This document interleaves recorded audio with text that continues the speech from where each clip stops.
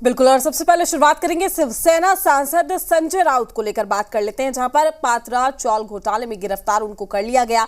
राउत अब 4 अगस्त तक ईडी की कस्टडी में रहेंगे और इस दौरान उनसे पात्रा चौल घोटाले से जुड़े सवाल किए जाएंगे। राउत को ईडी ने लंबे पूछताछ के बाद क्यों गिरफ्तार किया, ये सवाल बरकरार है।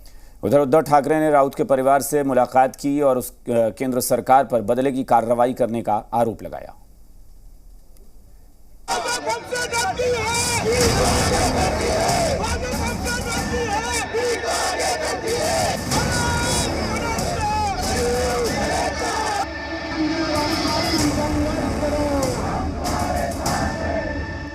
मुंबई के पात्रा चाल घोटाले में घिरे शिवसेना सांसद संजय राउत अब ईडी की कस्टडी में हैं। ईडी ने संजय राउत से पहले उनके घर में करीब 9 घंटे पूछताछ की, फिर हिरासत में लेकर 7 घंटे तक सवाल जवाब किए गए। देर रात करीब 12:30 बजे संजय राउत को गिरफ्तार कर लिया गया। लगातार जो पूछताछ का दौर रहा, पहले उनके घर में तकरीबन 9 घंटे की पूछताछ, उसके बाद 5:30-6 बजे के बाद ईडी के इस दफ्तर में पूछताछ हो रही थी और अब तकरीबन रात के 12:30 बजे के वक्त ये बात तय हो चली है कि संजय राउत को ईडी ने गिरफ्तार कर लिया है। मनी लॉन्ड्रिंग के केस में संजय राउत को गिरफ्तारी के बाद पीएमएलए कोर्ट में पेश किया गया। ईडी ने कोर्ट से 8 दिनों की कस्टडी मांगी थी। ईडी ने दलील दी कि 3 बार समन भेजने के बाद भी संजय राउत जानबूझकर पेश नहीं हुए। इस मामले से जुड़े सबूतों से भी छेड़छाड़ की गई। दूसरी तरफ राउत के वकील ने उनकी सेहत का हवाला दिया। दोनों पक्षों की दलील सुनने के बाद अदालत ने राउत को 4 अगस्त तक के लिए ईडी की कस्टडी में भेज दिया। आज 8 दिन की पीसी न देते हुए न्यायालय ने उनको 3 दिन की पीसी दी है। 4 तारीख को संजय राउत साहब को फिर एक बार कोर्ट के हाजिर करेंगे और हमें पूरा विश्वास है कि न्याय व्यवस्था परफेक्ट न्याय हमें देगी और संजय राउत को जल्दी ही बाहर आ जाएंगे।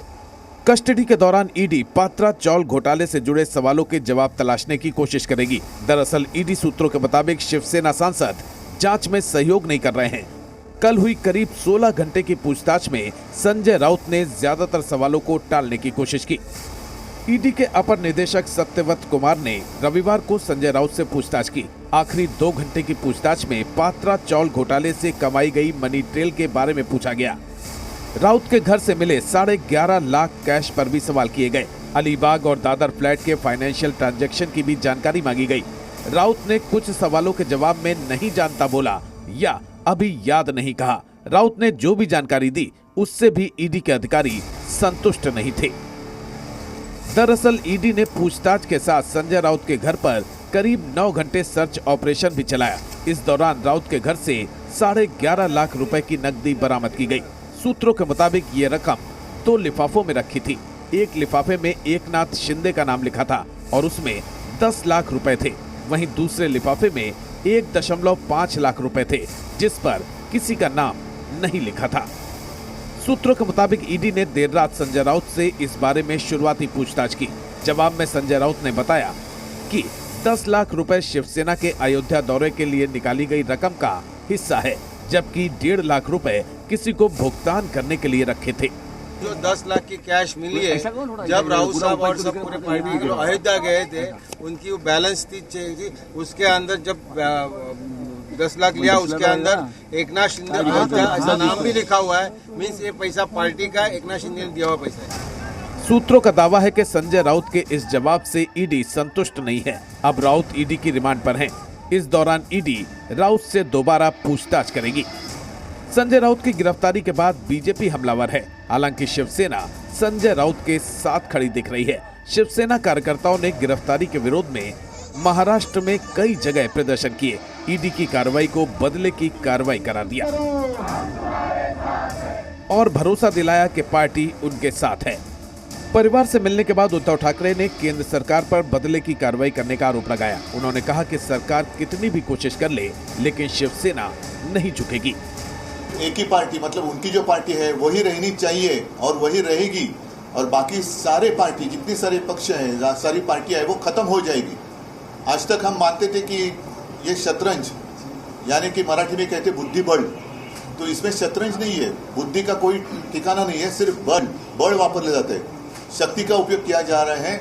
और अगर ऐसे ही आपका तरीका होगा तो मैं यही कहना चाहता हूं जमाना एक रहता नहीं, सारे लोगों के लिए दिन जो है बदलते रहते हैं। शिवसेना समेत विपक्ष ने संसद में भी ईडी की कार्रवाई का मुद्दा उठाया। हालांकि सरकार और बीजेपी ने कहा कि कानून अपना काम कर रहा है। मुझे लगता है संजय राउत को अरेस्ट करना मतलब इनफ नहीं है, उसके पीछे जो राज छुपे हुए हैं वो भी कई राज बाहर आएंगे। अनिल परब का जो घोटाला है उसमें भी इंक्वायरी शुरू है, वो भी अंदर जाने वाले हैं कुछ दिनों में। और जिस तरह से मातोश्री को खुश करने के लिए जहां उद्धव ठाकरे जी को भी कहीं ना कहीं बड़ा फायदा संजय राउत जी ने पहुंचाया है। देखिए, भ्रष्टाचार में एवं अन्य कार्यों में जिसका जांच एजेंसियां अपना काम कर रही हैं, वो शायद वो अपने तरीके से काम करते हैं, अपने टाइम टेबल से काम करते हैं।